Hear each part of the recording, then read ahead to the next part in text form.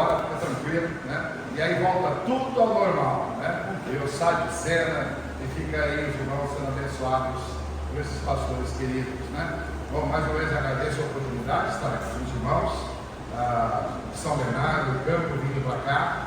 Agora há pouco, essa hora que estava tomando café, recebeu a notícia lá que na nossa igreja o irmão foi parar o carro na frente, chegou dois cidadãos, né? Levaram o carro do irmão da igreja. Difícil, né? Esse mundo vil que nós vivemos, né? Nossa igreja nunca teve essa questão, essa dificuldade, agora de manhã, graças a Deus estão bem. Perguntei para esse irmão, tem seguro? Tem. Ele não mexeu com ele, tem seguro no carro, então está tudo certo, né? Aí eu já mandei uma mensagem, falei, irmão, tudo bem, graças a Deus, né? Amém. Estava chegando mais cedo, inclusive ele é o diretor de missões da igreja, estava indo para dar aula para os adolescentes, não levaram o computador dele que estava a aula, então está preservado, então está tudo bem, graças a Deus, né? E assim é esse mundo que nós vivemos, né? Dias difíceis, né? Ontem eu falava sobre o fato de que Jesus dizia, a noite vem quando não se pode trabalhar, né? E é exatamente isso, vivemos um tempo em que as coisas viraram de ponta cabeça, tempos difíceis, e nós aguardamos justamente o que foi cantado aqui, né? O Senhor Jesus. Amém. Até que Ele venha. Curiosamente, eu mencionei, difícil esquecer, né? Como eu disse há pouco, Jesus estava em Israel, e aí nós estamos visitando o Monte das Oliveiras, e vendo o jardim do Getsemane, e lá de cima você tem embaixo o Vale do Cedron, e logo você vê do outro lado o muro que rodeia Jerusalém, velha Jerusalém, e de lá do Monte das Oliveiras tem um ponto que você vê, e você vê uma porta, um muro fechado, né? E essa porta foi fechada porque foi por ela que Jesus entrou montado no jumentinho. E depois que Jesus passou, tempos depois, esse irmão, hein? Mais uma vez, gente, você não esqueceu de mim, muito obrigado, querido. Já falei, pastor, passe nele, né? Já estou conversando com a família, estou tentando arrebanhar umas pessoas daqui, né? Estou tentando levar uns aí, e esse aí já está na minha lista, né? No mínimo, fazer um estágio lá para ensinar os irmãos, né? Como tratar o pastor, né?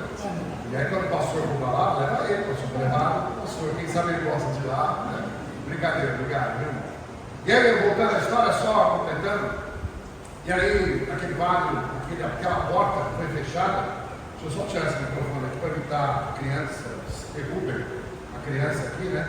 Vai que eu passo a mão e derrubo.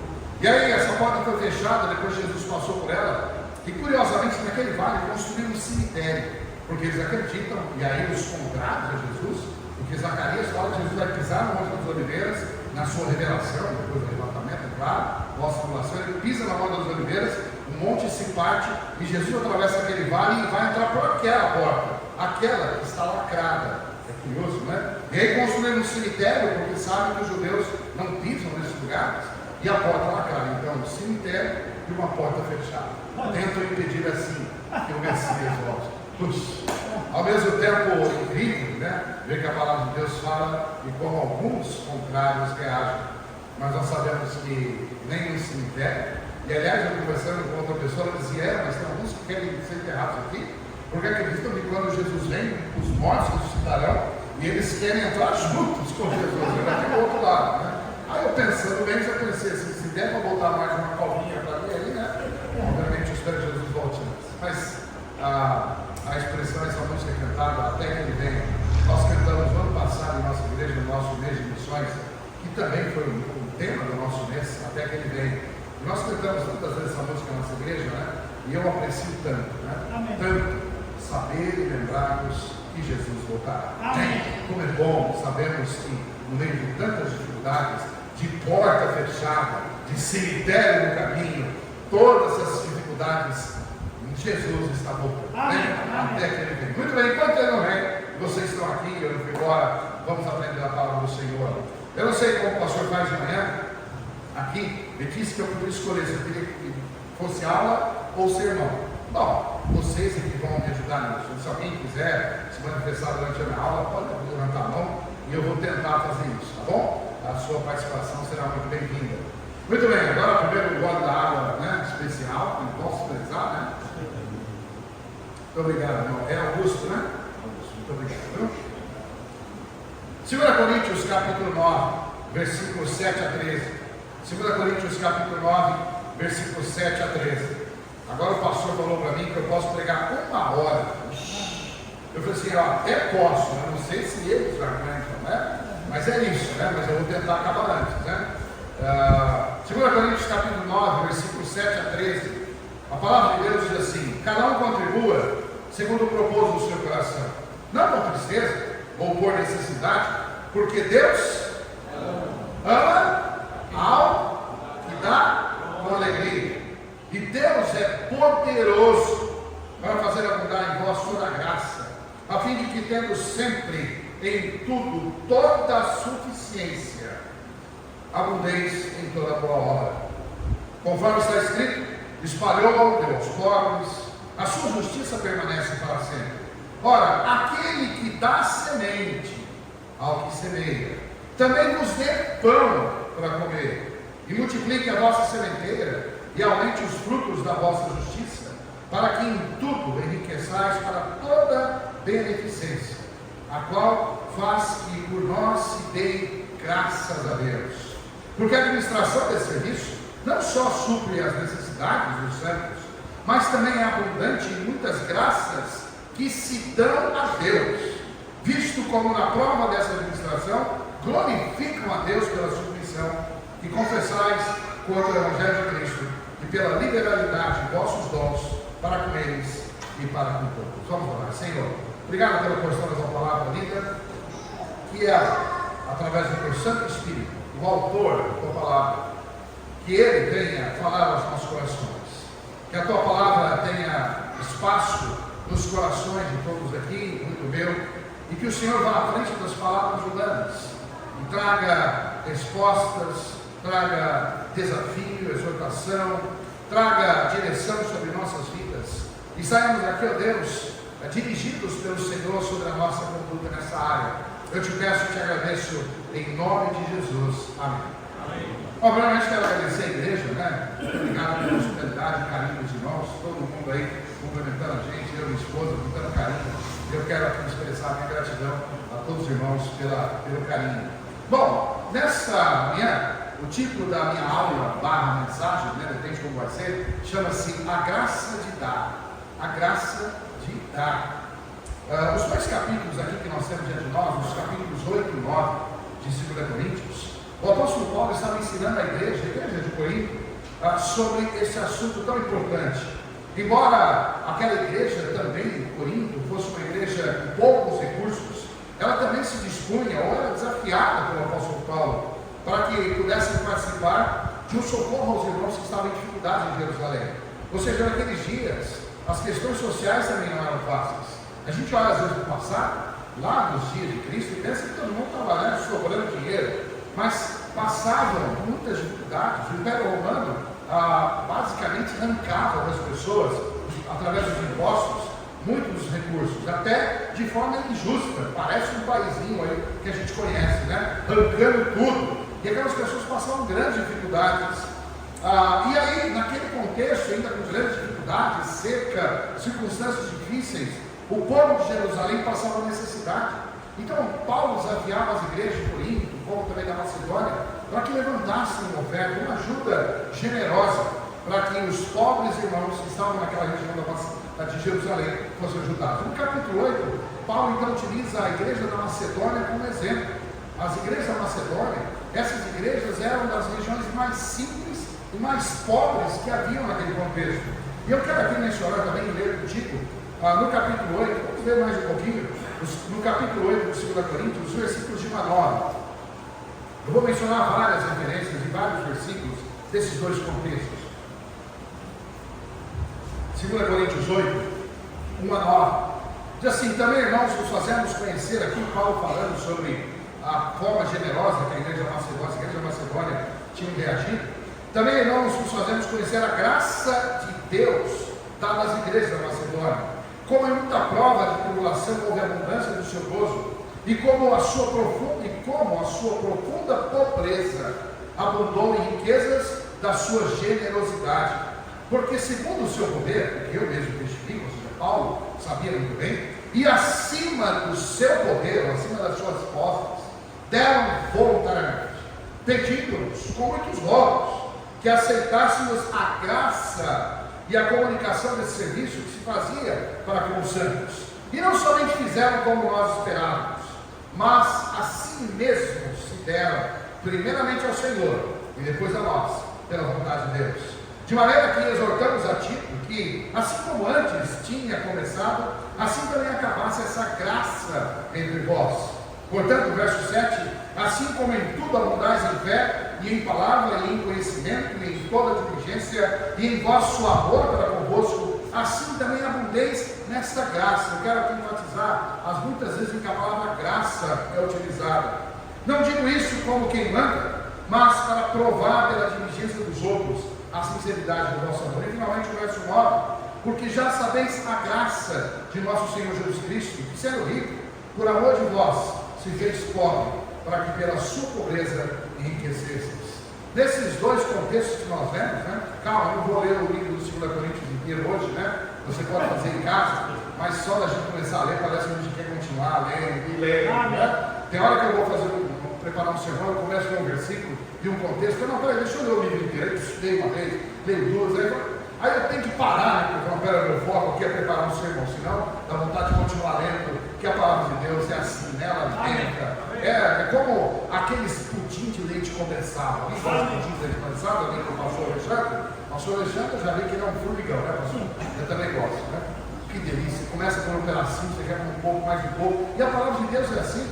Paulo então ensinava vários princípios sobre essa ação de dar, de ofertar, e que ele chama nesses vários contextos de a graça de dar. Quando a gente fala sobre dar, ofertar, entregar seus dízimos, oferta missionária, promessa de fé, muitos são os exemplos que a Bíblia nos dá sobre este ato de entrega, de dar, de ofertar. A Bíblia é cheia de exemplos, do Antigo Testamento ao Novo Testamento. Por exemplo, tudo começou com os céus, quando Cristo se ofereceu antes da eternidade para que Ele viesse ao mundo e morresse pelos pecadores, aquele mundo que Ele havia criado. Em Apocalipse 13, verso 8, vou só mencionar a parte que assim, o cordeiro que foi morto desde a fundação do mundo. Veja, os planos do Senhor já eram anteriores a todos os fatos.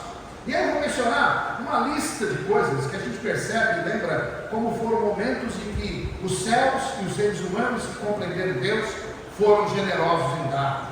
A terra, por exemplo, foi construída e dada, ofertada por Deus aos homens, pelas mãos dele. Gênesis 2,15. Após o pecado, Deus ofertou e deu e concedeu roupas a Adão e Eva, depois de serem pecadores, em Gênesis 3,21. Abel e Caim, os filhos desse casal, eles apresentaram ofertas diferentes, mas foram ofertantes a Deus, como diz Gênesis 4, 3 e 4. Abraão diz, quando ele encontrou o sacerdote Melquisedeque, em Gênesis 14, diz assim que ele deu dízimo de tudo. Veja, nem Moisés existia, não havia ainda lei. O povo de Israel trouxe muitas vezes ofertas para a construção do templo, como diz 1 Crônicas 29, verso 9. São muitas as situações.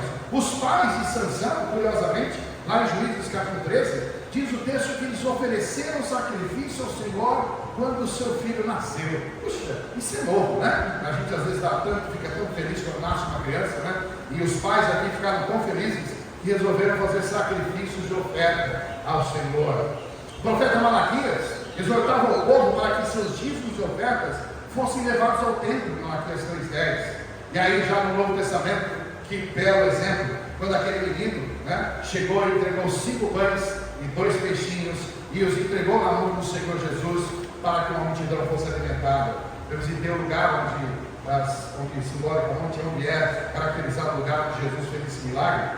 Também nós lembramos aquela viúva contemplada pelo próprio Senhor Jesus, que ofertou suas 2 únicas moedas no templo, enquanto tantos davam tantos de dinheiro, e lá aquela mulher dava apenas 2 moedinhas, que era tudo que ela tinha, entregando ao Senhor em Lucas 21.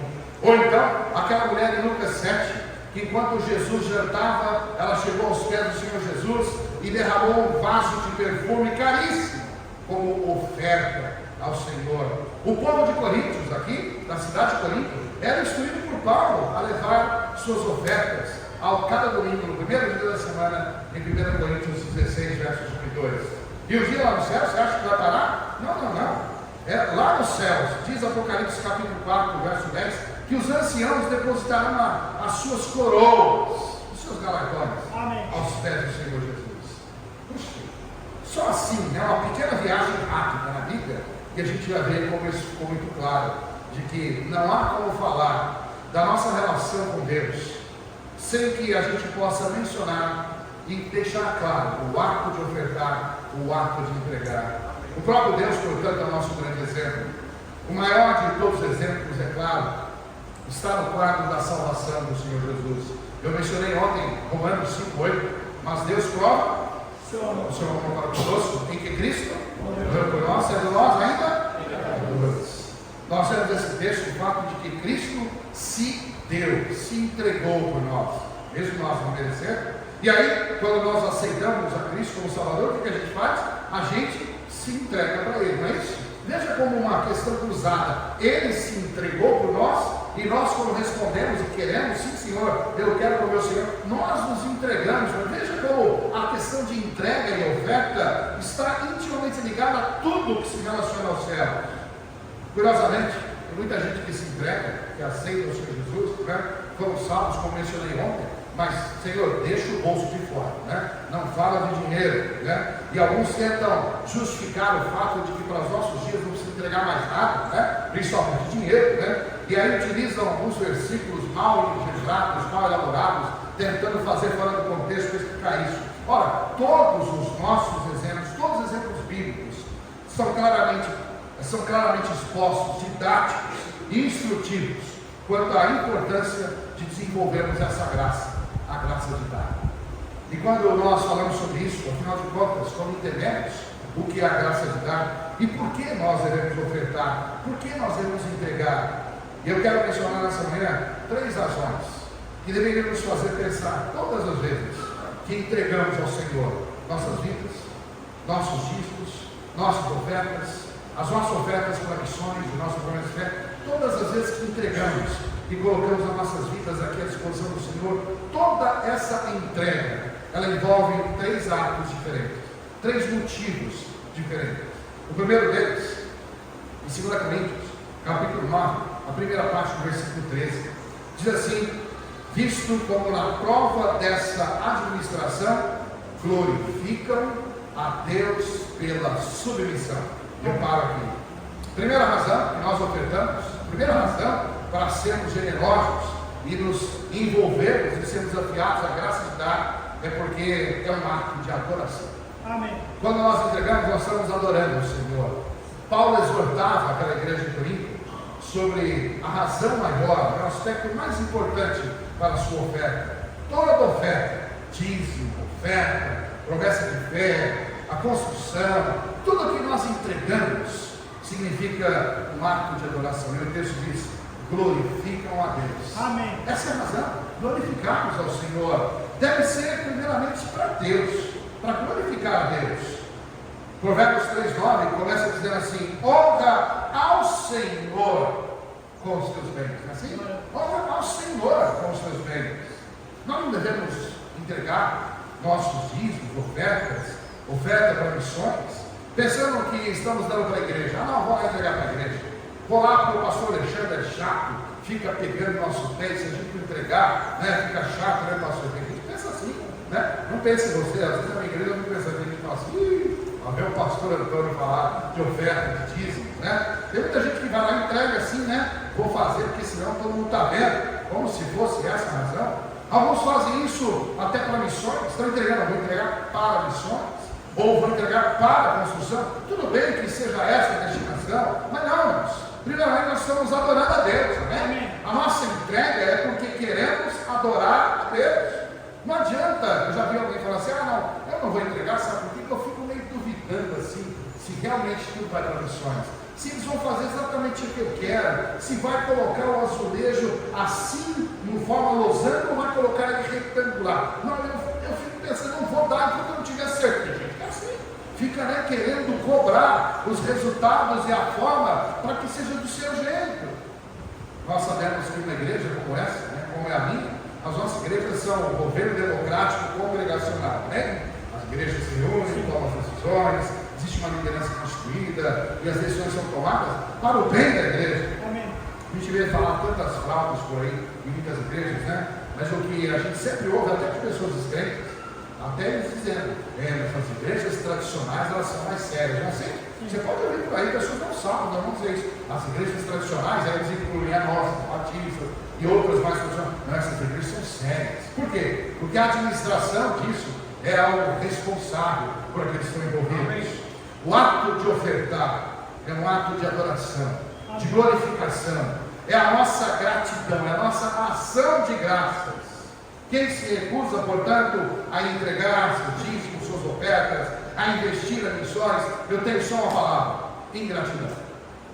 Apenas isso, ingratidão, apenas ingratidão. Afinal, tudo que você tem, tudo que eu tenho, vem de quem? Do Senhor. A providência de tudo que nós temos vem dele, tudo vem dele, amém?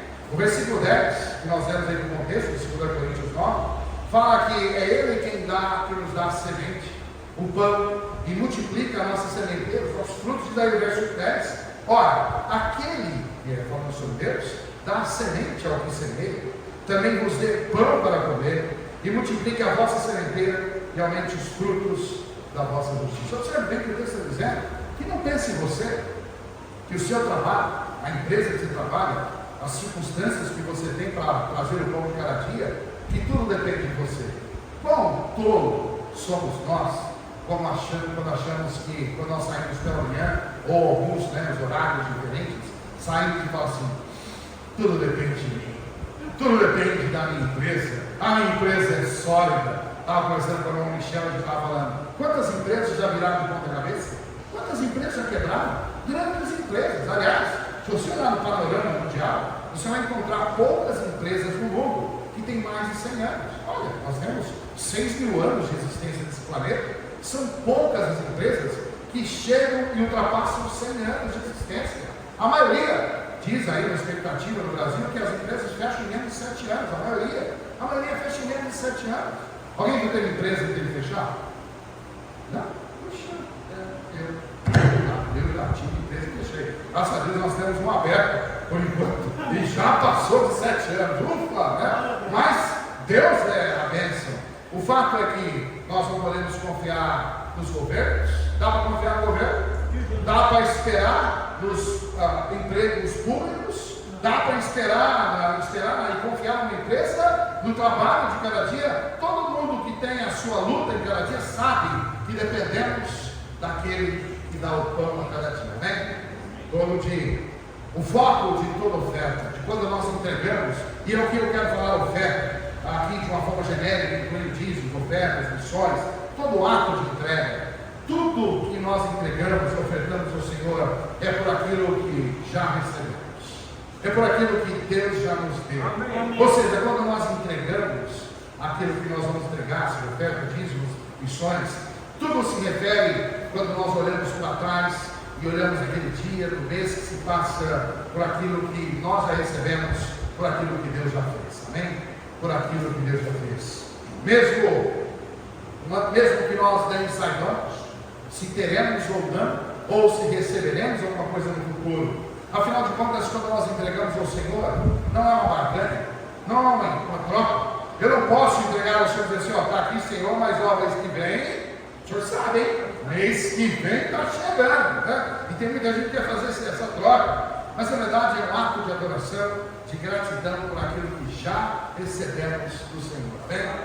Portanto, o ato de adoração, essa adoração envolve a nossa gratidão por aquilo que o Senhor já fez. Mas também essa adoração, além de ser uma gratidão, é um ato de adoração por submissão. Estava conversando lá atrás, o irmão aqui, e ele dizendo sobre o fato de Deus cumprir a palavra do Senhor. Eu falei, para de falar comigo sobre isso agora, senão você vai estragar a minha mensagem. Não brincando com ele, claro. Não, depois a gente conversa, senão vai entrar na minha mensagem, você vai contar tudo que eu vou falar. Ninguém sabe ainda, né? Mas ele vai contar tudo, não é brincadeira, meu irmão. Mas quando nós ofertamos, é brincadeira, viu, irmão? Quando nós ofertamos, quando nós entregamos aquilo que nós temos, nós demonstramos que realmente somos submissos ao Senhor. Jamais devemos esquecer que tudo pertence ao Senhor, como nós falamos. Amém. Às vezes nós começamos a achar que somos o Senhor dos nossos bens, que tudo é nosso. Não, pastor, está aqui, ó, escritura da minha casa, nem banco tem mais, tudo, eu já paguei tudo. Amém. O carro, tudo liquidado, não sei lá, né? É parte assim, ele é o menor otário, né? Uma parte é do banco, outra parte é dele, né? Tem coisas que a gente tem que dividir pelo tempo. O fato é que a gente começa a achar que as escrituras, os registros, né? Os comprovantes de pagamento querem dizer que nós somos os donos. Que é isso?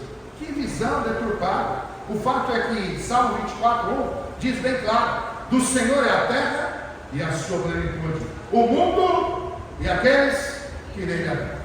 Todos. Então, o que sobrou? Nada. Ah, mas a minha casa não está nessa ali. Não, o Senhor é a terra, a sua plenitude, o mundo e aqueles que nele habitam. Não sobra o quê? Nada. Tudo é do Senhor. E ainda diz, Ageu 2:8: minha é a prata e meu é o ouro. Não, mas quem tem ouro em casa? Não, é do Senhor também. É do Senhor também, amém? Meu é o ouro, disse o Senhor dos Exércitos. Tudo que temos, na verdade, recebemos vem do Senhor. Tudo é dele. Ele apenas nos faz como seus mordomos. Nós somos os administradores daquilo que pertence ao Senhor. Tudo é dele. Mas o meu salário é meu. Não, tudo é do Senhor. Não, minha casa é do Senhor. O meu carro é do Senhor. O meu emprego é do Senhor. A minha família é do Senhor. A minha esposa é do Senhor. Amém? Os meus filhos, na verdade, são do Senhor. O que nós temos? Nada. Tudo pertence ao Senhor. Amém. O alvo é que façamos de todos os bens, de tudo que temos, aquilo que agrada ao Senhor e não a nós. O dízimo, por exemplo, é apenas uma devolução do que temos ao nosso dono, ao dono dele. Ou seja, Deus nos dá 100% e fala assim: faz o seguinte, devolve só 10%. Você pode gastar aí 90%, você só me devolve 10%. Na verdade, o dízimo é a devolução de parte daquilo que pertence ao Senhor. Amém? Amém? Amém? Como é do Senhor, o 100% é do Senhor, não se engane. Ele deixa que a gente fique no momento e fala assim: devolve 10%, devolve 10%. Quem não entrega o seu dízimo, portanto, está roubando do dono. É isso, a apropriação indébita. Ele nos confia uma tarefa e quando nós não cumprimos essa parte, certamente nós estamos roubando de quem é o dono. Eu sei que muitos não gostam, mas Malaquias 3:8 fala sobre um princípio que ultrapassa o período judaico. Malaquias 3:8 diz: roubará o homem a Deus?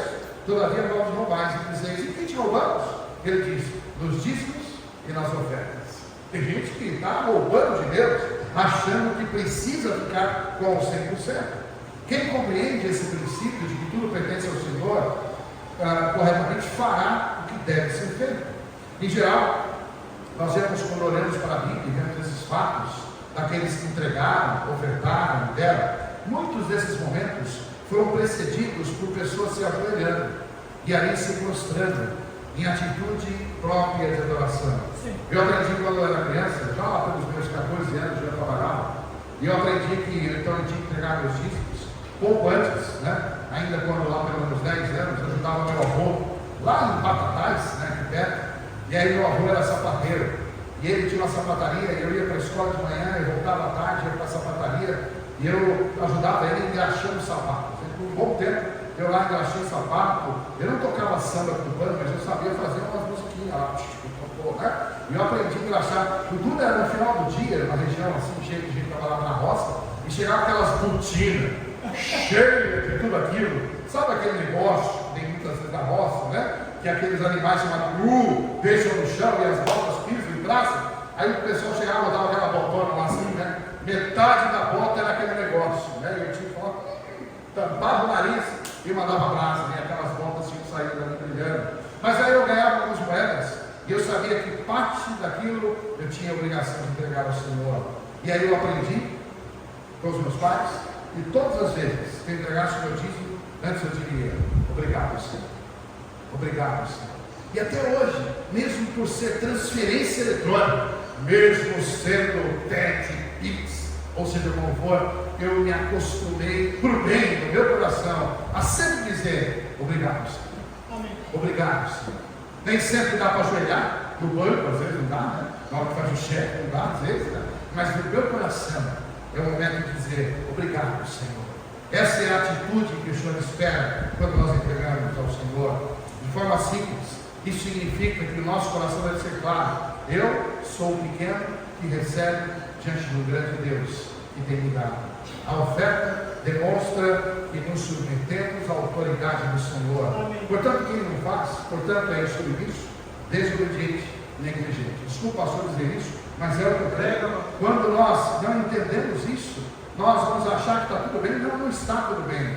Quando nós não somos claramente fiéis aos nossos dízimos, nossas ofertas, nossos compromissos com a obra missionária, nós estamos sendo submissos, desobedientes e negligentes. Portanto, toda oferta, dízimo, oferta, missões, é um ato de adoração. Amém. Por nossa gratidão e por nossa submissão. Ufa, está meu primeiro ponto, só foi meia hora. Falta só 2 pontos, pastor. Eu acho que até as 11, né? Estou brincando, vamos terminar logo. Segunda razão que nós devemos aprender sobre a graça de dar é que, além de que ela seja um ato de adoração, ela também é um ato de fé. Né? Um ato de fé. E aí eu quero destacar aqui o versículo de 2 Coríntios capítulo 9, versículo 8, diz lá o seguinte: e Deus é poderoso. Muito bem. Deus é poderoso. Amém. Deus é poderoso. Amém. Veja, começa aí. Deus é poderoso para fazer abundar em vós toda a graça, a fim de que, tendo sempre em tudo toda a suficiência, abundância em toda a obra. É engraçado como pessoas gastam dinheiro e nem precisam se preocupar com amanhã, né? Eu já vi gente que gasta tão fácil, né? Passa no shopping, vê numa loja lá, nossa, que legal, mas tem dinheiro, não importa, depois nós damos um jeito, já viu gente assim, né? Vai, vê um carro bonito, né? Vê uma moto bonita, né, pastor? Vê aquelas motonas assim, leva um carrão, a mulherada vai no shopping, na loja, passa naquela roupa, fala assim, não sei se eu tenho dinheiro, mas tão legal, vou comprar, né? Ou então para nós ver aquela casa, ou então aquele garoto que está querendo, né, tá de olho na menina, fala assim, peraí, né? Eu acho que ela gosta disso, não tem nada, mas vou dar um jeito. E aí a gente faz tanta coisa assim, né? A gente nem mede esforços e fazemos. E aí as pessoas vão para as festas, vão para as lanchonetes, comem fora, compram coisas e nem pensam muito antes. Mas na hora de entregar os dízimos, as suas ofertas, a oferta missionária, de repente é gente esperando, é gente se espremendo, gente gritando, oh Senhor, gente dando desculpa, não deu, não vai dar, não foi possível. Engraçado, a diferença está na compreensão errada sobre o ato de dar, da graça de dar. A oferta é um ato de fé. Como nós temos vários exemplos na Bíblia, como o caso de Abel, lá em Hebreus capítulo 11, verso 4, o texto que nós conhecemos bem, Hebreus capítulo 11, e o versículo 4 diz assim: pela fé, Abel ofereceu a Deus maior sacrifício que Caim, pelo qual alcançou o testemunho de que era justo, dando Deus testemunho dos seus bens, dos seus dons, e por ela, depois de morto, ainda fala. A maior diferença entre Abel e Caim, além da sua oferta específica, ele, as primícias, e dele, Caim, as sobras, né, dos seus frutos, mas já começa pela atitude, começa pelo ato, do coração de cada um era diferente. Para Caim era alguma coisa, para Abel era uma oferta de fé. Para Abel era algo que ele colocava perante o Senhor como adoração, mas era um ato de fé. A maior diferença está na nossa fé. Isso porque nós sabemos que sem fé é impossível agradar a Deus, como diz Hebreus 11, verso 6. Ora, sem fé é impossível agradar, porque é necessário que aquele que se aproxima de Deus creia que Ele existe e que Ele é galardoador dos que o buscam. A fé é a demonstração evidente em nosso coração, como eu disse aqui no versículo 8, no começo que nós vemos, que Deus é poderoso. Como diz o versículo, Deus é poderoso. Quando ele diz que Deus é poderoso, ou seja, Deus é capaz, Deus tem capacidade, Deus tem todo o controle nas suas mãos. Amém. E Deus é capaz e poderoso o suficiente para termos sempre o suficiente. Amém? Amém. Eu creio nisso. Eu creio que Deus é capaz, Deus é poderoso para abundar em vós toda a graça, a fim de que tendo sempre toda a suficiência. É isso que a palavra de Deus diz. Sim. Portanto, quando nós entregamos ao Senhor pela fé, nós cremos que Deus é poderoso para suprir as nossas necessidades. Amém? Amém. Ele é poderoso para isso? Sim. Temos o fato de que Ele garantiu que sempre teremos o suficiente. Amém. Quando chegar a hora de ofertar, eu sei que tem muita gente com medo, né? Será? Vai faltar amanhã? Mas se eu entregar agora e amanhã? Amanhã é segunda-feira, vence a conta tal, terça. E aí a gente começa. Tem gente que vai para a loteria, né? Eu nunca joguei jogos de sorte, aliás, são chamados jogos de azar. Eu acho que a gente deveria fazer fezinha na loteria, né? Afinal de contas, muita gente vai fazer fezinha na loteria, mas não tem uma fezinha na hora de entregar seus dízimos e ofertas. Que mediocridade de vida cristã. Quando nós damos, eu sei que muita gente quando vai dar, chegou a hora da oferta, chegou a hora do, né, ver o Michel passando aqui com o seu filho, né? Já estavam os dois segurando o cabo, né? E aí eu fico pensando, será que alguém fala assim, será? Está chegando, será, né? É agora, será que eu vou, não vou, né? E aquela mãozinha tremendo, o corpo começa, para de cantar, e agora será que eu vou? Que fé é essa? Que fezinha medíocre?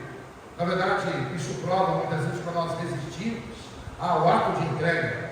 Nós estamos desacreditando de que Deus é poderoso. Porque quando nós entregamos, eu creio que Deus é poderoso. Vamos? Lembre-se que a oferta dada sem fé não agrada a Deus. Quando nós entregamos sem fé, nós não agradamos a Deus. Eu não sei na sua vida, mas em minha vida e família, puxa, não consigo falar isso sem me emocionar. Quantas vezes Deus já provou ser capaz de suprir todas as minhas necessidades? Alguém aqui já foi abençoado pelo Senhor por isso? Alguém já foi? Nas horas mais difíceis, em que Deus provou que supriria o necessário. Amém. Certa vez a minha esposa, eu, minha esposa e meus filhos, nós estávamos numa viagem na época missionária. Chegou um certo momento em que a gente não tinha recursos. E nós estávamos viajando e dependendo das ofertas que vinham, como muitos missionários fazem. E aí chegou o domingo à noite, nós chegamos em casa e não tínhamos dinheiro para a próxima semana, nenhum real, não tinha dinheiro algum. E aí pensamos, e agora vamos fazer? Nós tínhamos uma igreja para visitar, no meio da semana não tinha nada, não tinha para quem bater. Estávamos em outro país, visitando igrejas. E aí depois do culto chegamos em casa, falei para minha esposa assim, e agora? Só eu e meus filhos adolescentes, fomos passar e fomos orar. Amém. Nós nos ajoelhamos em volta daquela mesa da sala, de uma casa assim, nós olhamos, Senhor, supra a nossa necessidade. Acabamos de orar, 9 horas da noite, alguém bate na porta, interrompeu a nossa oração, viu que coisa, está interrompendo a nossa oração, né? De repente era um missionário que morava ali perto, que estava indo embora para outro país, e ele disse assim, eu vim aqui só para me despedir de vocês.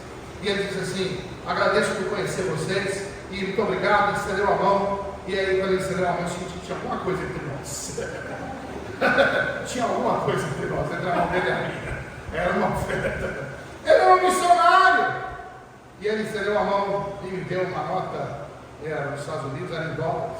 E quando eu olhei, era o dinheiro suficiente para a nossa semana. Acabamos de orar.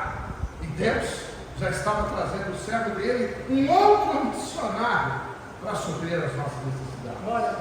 Eu fico pensando, quantas vezes Deus foi absolutamente fiel e provou como Ele era capaz, e realmente demonstrou na minha vida que Deus é poderoso. Bem, como duvidar? Como deixar de crer?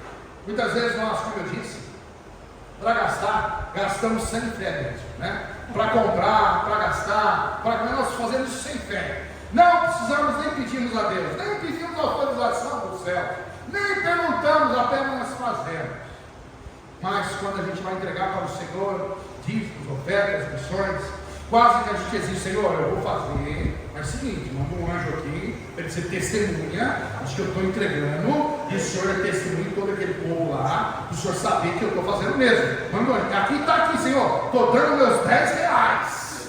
E aí exigimos a audiência dos anjos de todo mundo para provar, para Deus assinalar, colocar já no testamento, e o Senhor não vai falhar. Que aqui eu estou dando 10 reais, mas se ela fala 20, 30, 50, não precisa de nenhuma testemunha.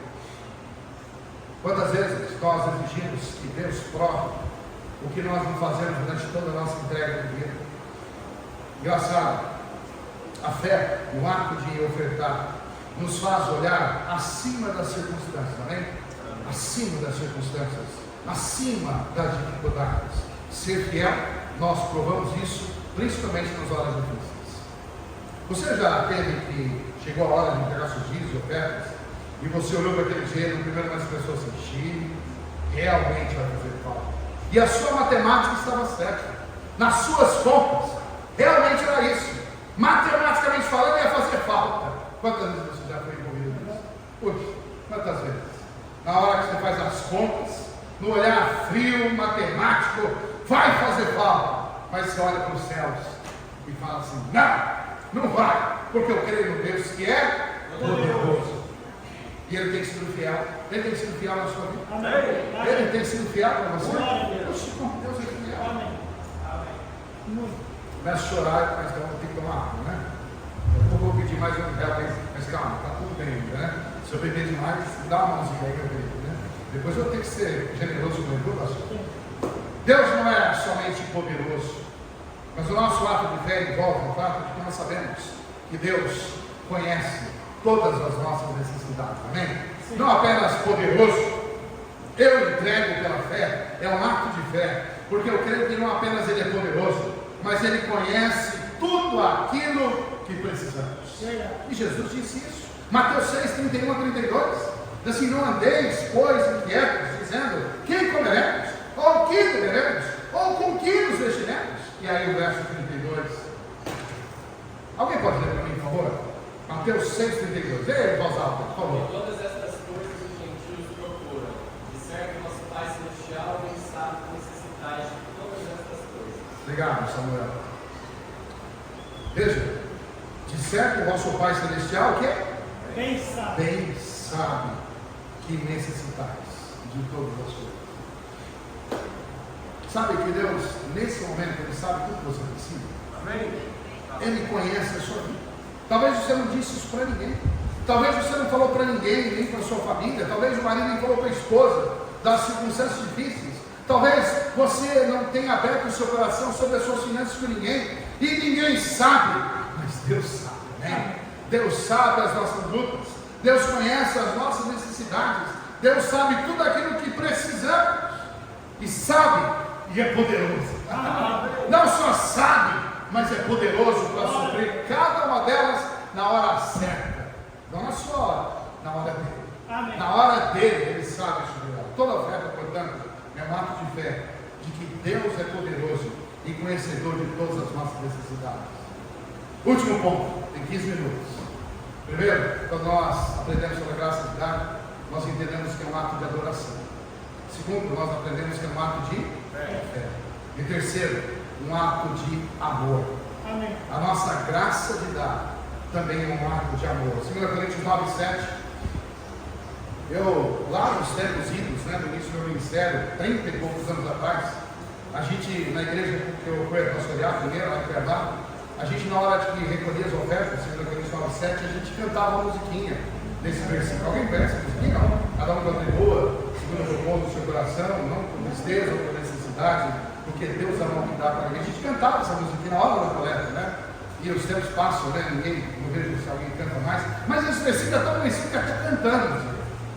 Cada um contribua segundo o propósito do seu coração, não por tristeza ou por necessidade, porque Deus ama quem dá ao que dá com alegria. Este é sem dúvida o versículo mais conhecido do contexto. Como disse, cantamos, mas nem sempre nos refletimos sobre o significado desse versículo. Paulo agora tratava do ponto mais difícil no ato de ofertar. Se da adoração já é difícil, se a fé é difícil, agora ele falava sobre o envolvimento do coração no ato de entrega. Eu sei que tem gente que pode estar dando um rio de dinheiro e não sentir nada. Eu já vi pessoas que assinaram cheques sem sentir nada. Eu sou advogado e por um tempo trabalhei atuando na área, e aí eu trabalhei certa vez numa área de gente muito rica, gente que tinha realmente muito dinheiro, que eu tinha até vergonha de chegar para lá para cima assim, eu acho que hoje eu não vou lá não, né? Eu era advogado naquele contexto, e esse pessoal marcava as reuniões em lugares caríssimos, eu nunca tinha visto, na grande São Paulo, então tem lugares incríveis. Eles chegavam com os carrões, e eu tinha aquele carrinho, nem esses aí não, era mais difícil. E aí eu chegava, porque eu lembro que eu não tinha dinheiro para pagar o estacionamento daquela área, né? Eu parava numa esquina, uma região mais longe, né? E aí eu punha meu paletó surrado e ia, né? Com o sapato eu não podia levantar muita sola, né? Para não ver o que tinha embaixo. E não era moeda, né? E eu ficava naquela situação desconfortável, eu esperava ver como é que ia acontecer. E às vezes eu via aquelas reuniões terminarem com os checões sendo assinados. Eu falava assim, puxa, e eles faziam assim o cheque? Nem sentiam nada. Uma vez eu falei para um desses sobre uma necessidade que ele perguntou, ele falou, mas quanto é? Não tem nada, muita coisa. Não, quanto é? 34 mil reais, não sei o que era a necessidade de uma organização que a gente trabalhava. Aí ele virou para a secretária dele e falou assim, ô Tatiana, pega a conta aqui com ele, manda esse dinheiro lá agora. Não, pega a conta, ficou assim, não, pega a conta lá, pega lá. Mas ele falou, cadê a conta? Essa aqui estava no papelzinho, eu estava orando todo dia, né? Era pelo orfanato, lá no Mato Grosso do Sul, tinha necessidades, e ele estava orando, buscando ajuda. Eu falei, orando, eu disse, mas isso acontece? Ele falou, cadê a conta? Ela está aqui, né? Eu estava preparado, eu não sabia que ia acontecer isso. Mas eu pegava para fazer assim, Senhor, lá pessoa, Senhor, né? E aí, Senhor. Aí quando eu falei isso para ele, ele falou assim, peraí, Tatiana, pega a conta aqui e manda. Aí quando a gente estava conversando, e eu lá pensando nisso, né? Será que vai ser fácil assim? E a gente conversando no café e tal, de repente veio a tal Tatiana.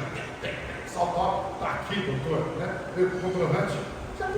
Nem sentiu nada. Aí ele falou, depois você me dá o endereço, quem sabe eu vou com o meu jato lá, tem aeroporto perto, a gente vai lá e faz mais alguma coisa. Nem sentiu nada, não sentiu nada. E naquele momento eu pensei assim, uau, e tem gente que faz assim. Jesus presenciou aqueles homens que despejavam as suas fortunas e tocavam trombetas quando entregavam as suas ofertas. Mas o coração, cadê o coração dessas pessoas? Afinal de contas, Deus só ama quem dá com alegria. O amor aqui, o texto se refere a como Deus reage, Deus se revelando o seu sentimento, a sua resposta diante da ação do homem de ofertar. Mas a nossa alegria, essa alegria que ele diz que é necessária, ela só vai existir quando também amamos, tá bem? Só quando também amamos, seremos alegres e felizes. Quando eu amo alguém, eu dou com alegria, eu sou generoso. Vai você também? Para os meus filhos, eu deixaria de comer por eles. Amém? Quem é pai aqui, mãe sabe. Pelos filhos, deixaríamos de comer por eles. Quantos pais fariam isso? Deixaria de comer pelos meus filhos.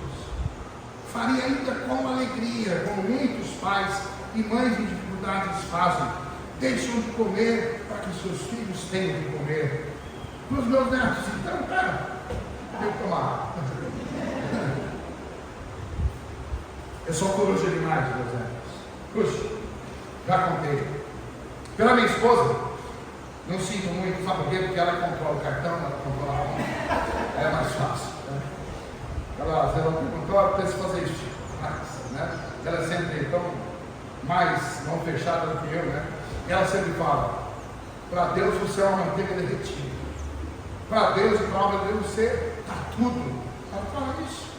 Ela que coloca juízo às vezes no meu coração, né? Pela minha esposa, ela sabe, ela pode fazer o que ela quiser. E eu vou ficar feliz. Esse dia atrás, ela falou, estou pensando em comprar uma sopa, eu disse, eu vou com você. Vou com você, sabe por quê? Porque ela chega e não quer comprar nada. Eu falei, não, vai comprar sim. Eu sou o marido que empurra a minha esposa para comprar. Ufa, minha você gosta. Eu empurro, ela gasta. Eu quero que você gasta. Ela gastou. Fico feliz quando ela gasta. Eu fico feliz quando ela faz o bem para ela. Isso me alegra. Sabe, quando a gente fala dessa forma, a gente ama, a gente se alegra quando entrega, amém? Tem gente que ama o seu pet, seu cachorrinho, seu gatinho, né? Eu já vi gente gastando fortunas pelo cachorrinho, gatinho, sei lá o que, o passarinho, o jacaré, o porco-espinho, o coelho, porque ama tanto que faria tudo pelo seu bichinho de estimação. Tem gente que é pelo carro, tem gente que fica alisando o carro todo dia. Pode ser o carro mais velho do mundo, mas está analisando. Deixa a mulher mexer nisso, né? O amor. E pelo timão. Lá em São Paulo tem muita gente que é, né, do timão. Vai, Corinthians! Tem gente que você fala mal do Corinthians, lá se apoia, né? Na igreja tem que tomar cuidado. Depois eu vou falar sobre 1ª e 2ª Coríntios. Tem que pensar bem no trocadilho, né? Tem gente que faz tudo pelo seu timão, né? Mas por que ama? Mas para Deus, aí já não é bem assim. Sabe por quê? quando a gente tem que pensar muito em fazer as coisas para o Senhor, é simples, falta de amor mesmo. Sim. É falta de amor. Sim. Eu fico pensando, para alguns a hora mais triste do culto é quando passa a sacolinha, é quando a hora de ofertar, é quando a hora de entregar. Ou, que tristeza! Aí alguns falam, xiii, lascou, agora vem, né? Vem que passou a falar de dízimo, veio passou a falar de ofertas, de missões, mês de missões, construção. A gente na nossa igreja está falando sobre construção o tempo todo, e aí tipo só, xiii, esse culto está muito chato, né? Só fala de dinheiro. Tem gente que vem na igreja, se assenta, vê o ventilador, o ambiente e tal, o piso novo que esse pessoal fez esses dias, o pastor que ontem estava no sol lá em cima, arrumando a caixa d'água que tinha rachado. Tem gente que vê tudo isso, investido e tal, entra e sai e não contribui com nada. Tem coisa, aí você pensa assim, vai no restaurante, senta lá, vai o garçom, né, de borradeira, vem aquele prato maravilhoso, pede o que você quer para comer, beber, aí levanta e fala, vai embora, não vou pagar nada. Aí tenta fazer isso no restaurante, ninguém faz isso. E na igreja, eu sei que não tem lá o cobrador na porta, né? Mas não é ingratidão pelo que Deus faz e pelo tanto que as pessoas investem para que a obra do Senhor seja mantida de pé. Não seria ingratidão, é falta de amor, irmãos. Quem não contribui com a sua igreja, não ama a sua igreja, não ama a Deus, não ama a sua igreja. Quem não contribui para missões, não ama missões. Quem não contribui na obra do Senhor, não ama a obra de Deus. Na verdade, é falta de amor. Amamos e devemos amar e entregar nossos dízimos, amém? Amém. Devemos amar e entregar nossas ofertas. Devemos amar no momento de entregar nosso compromisso de fé, a nossa promessa de fé para missões. Sabe por quê? Porque antes de tudo, amamos a Deus. Além disso, amamos aos perdidos distantes daqui. Amamos os missionários que estão naquele painel. Amamos as suas famílias que se entregaram para estarem lá no nosso lugar. Com amor, nós não damos por tristeza, não damos por necessidade, nós damos com alegria, porque amamos. Amém. Na verdade, quando nós amamos, não apenas damos o necessário, e damos com alegria, mas também sacrificamos. Paulo dizia assim, segundo propôs no seu coração. Antes de cada oferta, é preciso que a gente considere quanto daquela oferta representa o nosso coração. Às vezes a gente dá alguma coisa, mas não é aquilo que o nosso coração diz, não é aquilo que Deus fala em nosso coração. O sacrifício é quando nós damos algo daquilo que é mais do que naturalmente eu faria, é mais daquilo que é esperado e exigido. Na verdade, ninguém deve dar para missões porque uma igreja estabeleceu um alvo. Não, tudo bem, toda igreja pode ser pessoal, mas minha decisão de dar e ofertar para missões deve ser diante do Senhor. Senhor, o que o Senhor quer? Como o Senhor espera que eu me sacrifique no meu coração para dar ao Senhor? Afinal de contas, é fé. Porque se há algo matemático e previsível, tem fé nisso?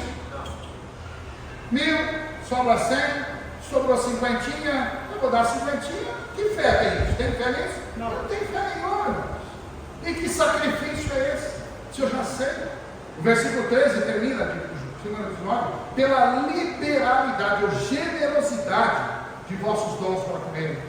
Liberalidade, generosidade. E aí a gente sabe como Deus é generoso, amém?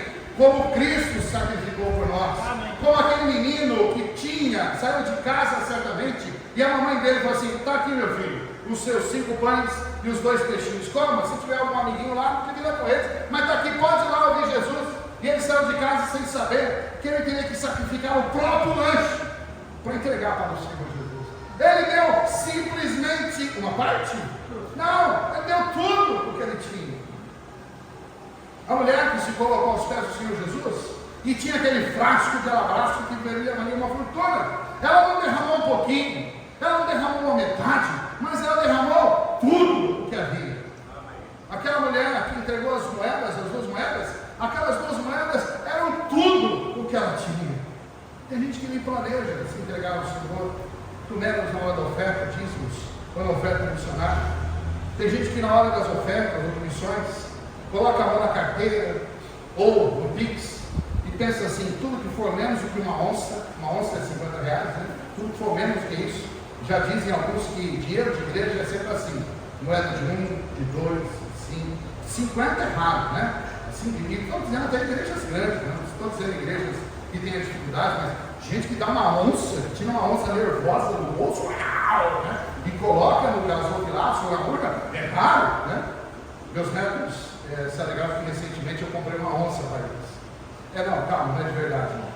Meus netinhos, inclusive, foram para a escolinha esses dias atrás, chegaram lá e falaram para a professora: meu avô comprou uma onça. A professora quis uma reunião com os pais, né? As crianças que estão falando que o avô tem uma onça em casa, no quintal. Aí diz: não, calma, é uma onça, né, daquelas de fibra, né? Tamanho real. Comprei de um jardim, uma grama, e eu coloquei ela debaixo do meu pé de acerola, que eu já disse, né? E ela fica meio assim, doido, né? Isso é caro aquela onça, mais do que algumas onças. Mas aí eu comprei a onça para os netos brincarem, eles sentam, brincam. E agora eles querem na casa do horror lá de lógico. Você vai perguntar: você está chantageando seus netos? É isso mesmo. Eu estou chantageando meus netos. Eles todos os dias querem estar na casa do horror. Claro, as coisas são paralelas, mas eu quero que eles me amem a nossa casa. Mas aquela onça, né? Nós pensando, tem gente que não dá uma onça, né, de nota. Eu sei que alguém fala assim: mas pastor, eu sei que Deus não precisa de mim, Deus não precisa das minhas ofertas. Não é verdade. A obra de Deus não precisa de mim, não precisa de você, a obra de missões não precisa de você, não precisa de mim, nem do meu dinheiro. Deus pode fazer tudo sozinho, amém? Não poderia? Poderia fazer tudo sozinho. Os anjos, as pedras, tanta coisa, um jumento que falou. Deus podia usar tantos outros métodos. E na verdade, por isso que Paulo diz assim: não por tristeza e nem por necessidade. Eu não dou porque os missionários precisam. Não. Porque precisar, necessidade, todo mundo precisa, na verdade. Mas se for dar por necessidade, eu não ganho dinheiro. Na verdade, o texto diz que Deus ama quem dá por necessidade, não. Por alegria. Sim. Por alegria. Nem por necessidade, nem por tristeza, mas por alegria. Graças a Deus por aqueles irmãos dessa igreja que demonstram amor ao Senhor e trazem suas ofertas missionárias, seus dízimos, suas ofertas regularmente e o dão com alegria e com sacrifício. Que Deus levante mais irmãos e irmãs generosos nessa igreja, que amam ao Senhor e a sua obra, que amem missões de verdade, que sejam verdadeiros ofertantes fiéis, sacrificando pela obra. Toda oferta é um ato de amor e deve ser feito com alegria e com sacrifício. Concluindo, falta 3 minutos. Agora uma parte. Perceberam que em tudo que eu falei hoje, eu não mencionei nada sobre o que Deus faz e como Deus recompensa o que é fiel? E sabe por que eu não falei sobre isso? Porque isso não importa. Porque isso não determina a minha fidelidade, amém? Eu sei que você vai ouvir muita igreja dizer assim: não, pode dar, que Deus vai dar tudo para você. Dele, tudo vai. Não falei nada disso. Eu não falei o que Deus vai fazer. Até porque quando nós aprendemos sobre a graça de dar, ela se limita ao meu ato de dar e não ao quanto eu vou receber. Deixe Deus resolver isso, amém? Deixe com Deus resolver se Ele vai ou não nos dar alguma coisa. Se Ele decidir abençoar mais, amém por isso. E se Ele falar: não vou dar mais nada, amém por isso, irmão. Nós não devemos ser fiéis, esperando receber em troca algo de Deus.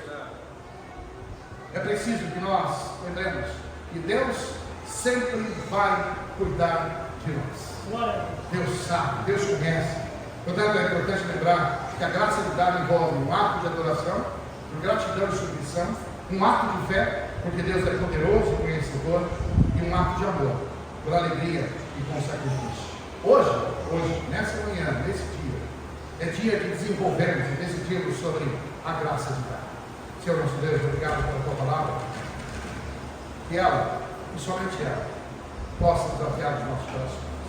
Abençoe essa igreja, abençoe a liderança dela, abençoe a obra missionária feita por ela. Nós nos congratulamos diante do Senhor pela fidelidade dessa igreja, por esses irmãos que têm sido fiéis, servindo ao Senhor aqui no Serrano, e sendo fiéis na tua obra, contribuindo, que tenham aprendido sobre a graça de dar. Ó Deus, mas que o Senhor desafie aqueles que ainda não assim compreenderam, que ainda precisam amadurecer sobre o assunto, e que tomem decisões que glorifiquem ao Senhor. Todos nós saímos daqui desafiados sobre a graça de dar. Eu te peço e te agradeço por tudo em nome de Jesus.